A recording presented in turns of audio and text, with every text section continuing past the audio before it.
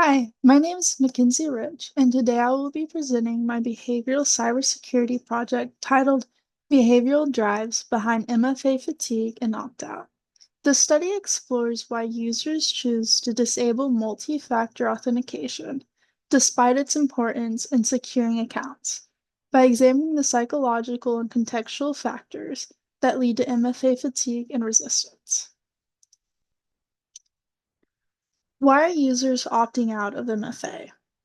Well, multi-factor authentication is a foundational security control, but it's often bypassed or removed, and not always by the user. For instance, Amaft et al. Found that during account recovery processes, many systems disable MFA automatically, and users are not clearly informed when this happens. This erodes trust in the system and contributes to disengagement. Additionally, some users actively opt out due to perceived inconvenience or fatigue. Das et al. And Markey et al. Highlight frustration with repeated MFA requests, especially under time pressure. In the Uber Reach, attackers used MFA fatigue tactics to pressure the users into approving unauthorized access. This was basically done by sending a whole bunch of prompts. Together, these patterns reveal a larger behavioral trend worth investigating, which is which is what this project aims to explore by uncovering when and why users give up on MFA entirely. What is missing in MFA research? When it comes to MFA research, most of what exists looks at either initial usability, testing, or technical effectiveness, not how users behave about prolonged exposure to friction or frustration. This creates a significant gap in explaining why people eventually opt out of security features designed to protect them. Gola et al. Conducted a systematic review of users' perceptions of MFA and confirmed that usability challenges play a role in disengagement. However, very few studies move beyond perception to test behavioral outcomes, like whether users will disable MFA when frustrated. To frame the study theoretically, I reference Glass et al., who propose a cognitive usability model showing that when users encounter too much friction, like repeated prompts or slow login, they're likely to either bypass or abandon security mechanisms. Additionally, Amt et al. Uncovered that recovery processes often disable MFA without user awareness, introducing a major policy flaw. However, they don't explore the user's choice in that process. Our project fills that behavioral gap. The study goals. The study's central research question is what behavioral or contextual factors make users disable MFA? I will simulate two groups, one exposed to high frustration scenarios and one to low friction, smooth logins. Then I will observe whether users choose to opt out. The key conditions will include time pressure, prompt overload, and repetitive MFA demands, mimicking real-world annoyances. The structure is influenced by Basir and Charamathi, who found their UX survey that users feel less secure but more relieved when MFA is removed. This contradiction is what I want to explore in depth.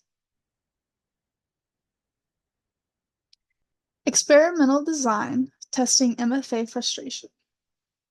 I've designed a between subjects experiment, meaning participants will be randomly assigned to one of two groups to prevent bias.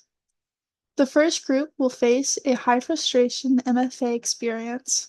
They will receive repeated prompts, simulated errors, and artificial time delays, mimicking real-world fatigue conditions similar to those users experienced during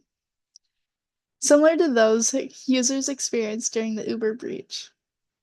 The second group, the low frustration condition, will go through a smooth login with just one MFA prompt and no friction. Our independent variable is the level of frustration. The dependent variables are whether users choose to opt out of MFA, how long they take to complete login, and how annoyed they report feeling afterwards. I will recruit 40 to 60 university students or staff and simulate the login portal to ensure no actual credentials are used. A short post-experiment survey will capture emotional responses. This design draws inspiration from the Rees et al., who evaluated usability across different MFA methods, and to Tilley et al., who studied campus-wide 2FA adoption with a behavioral lens. Impact, limitations, and ethics.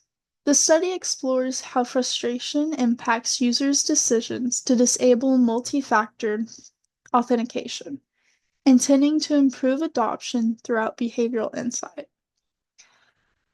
Findings could support the design to adaptive MFA systems, ones that reduce unnecessary friction and align better with user behavior. For example, Whiffling et al. Showed that even small changes in re-authentication methods, like using a code versus a link, can increase anxiety and affect user response. This underscores how usability directly impacts security decisions. The study is ethically sound.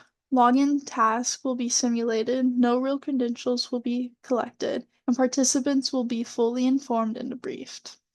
The limitations include a small sample size and a simulated environment, which may not reflect all the real-world pressures.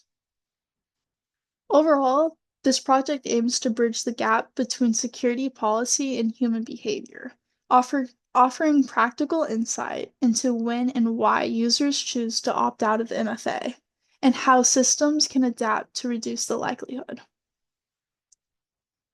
Thank you for your time. These are the references that provided the foundation of my study, and I look forward to any questions or feedback that you may have. Thank you.